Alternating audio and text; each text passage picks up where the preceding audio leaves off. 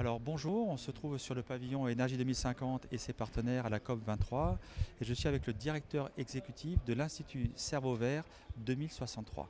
Bonjour, Bonjour. est-ce que vous pourriez vous présenter et expliquer un petit peu qui est Cerveau Vert 2063 dans le contexte de cette lutte contre les changements climatiques?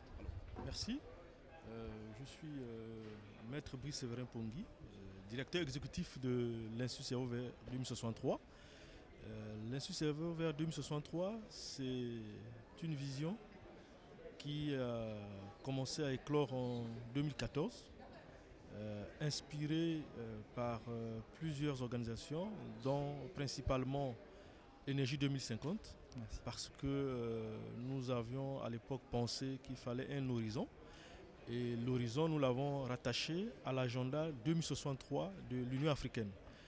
Et pourquoi agir dans le changement climatique? Parce que, une fois de plus, à ce niveau-là, nous avons été inspirés par Énergie 2050 parce qu'il y a une devise qui est devenue pour nous un leitmotiv, c'est le futur que nous faisons et non le futur que nous voulons. Parce qu'à force de vouloir, on devient comme chez nous, on dit que la poule ne construit jamais son nid parce que à chaque fois qu'il y a la pluie, elle dit qu'elle va faire, mais après la pluie, elle ne fait plus.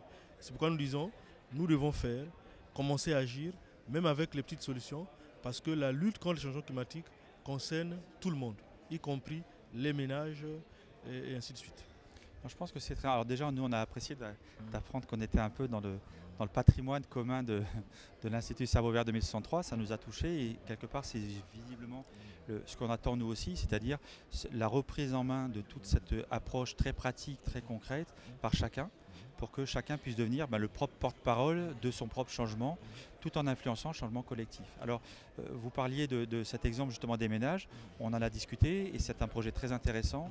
Et est-ce que vous pouvez nous parler un petit peu plus de comment, sur une action qui pourrait paraître petite, on peut en attendre des grands changements à Congo-Brazzaville dans le projet que vous êtes en train de mettre en œuvre et que justement on va s'associer à vous pour la définition et la mise en œuvre de ce projet? Effectivement, nous partons d'une idée simple. Les petits renards font souvent les grands feux. Et si les ménages sont transformés, si les ménages comprennent les bénéfices des comportements éco-responsables, à la fois pour leur économie, donc l'économie domestique, à la fois pour leur santé, je pense que c'est le climat qui en serait le grand bénéficiaire. Et si 1, 2, 3 ménages sont transformés, cela peut avoir l'effet de boule de neige et c'est beaucoup de ménages après et c'est tout le pays qui pourrait connaître un changement. Donc nous sommes dans une approche qui commence vers le bas, un peu comme avec l'accord de Paris, avec les contributions déterminées au niveau national, mais ici ce sont les contributions déterminées au niveau des ménages, s'il faut employer cette expression, parce que si tous les ménages comprennent l'intérêt de changer de paradigme, de changer de comportement, de changer d'attitude, de développer des comportements éco-responsables, je crois que c'est tout le pays qui gagnerait, y compris dans la santé, l'éducation des enfants, pour lesquels nous pensons, parce que 2063, c'est les enfants d'aujourd'hui, demain ils auront quel âge, bref, c'est un peu ce monde, ce futur que nous faisons aujourd'hui. Alors, je trouve que l'approche est assez intéressante et ça pourrait d'ailleurs presque être le mot de la fin de notre échange, c'est de se dire qu'effectivement, les contributions prévues déterminées au niveau national, c'est et c'était toutes les forces vives d'un pays pour établir la feuille de route de la contribution volontaire de l'ensemble des États du monde à cet agenda climatique pour diminuer nos émissions de gaz à effet de serre. Et j'ai bien aimé la phrase et l'idée de se dire on peut aussi faire les contributions prévues déterminées au niveau des ménages de manière à en faire une dynamique aussi citoyenne qui va finalement être complémentaire de celle des États. Et je pense que ça peut être une démarche qui devrait devenir peut-être le leitmotiv de ce projet en se disant c'est nous-mêmes qui pouvons écrire l'agenda 2063 des citoyens africains et pourquoi pas du monde par rapport à ces grands agendas climatiques mondiaux.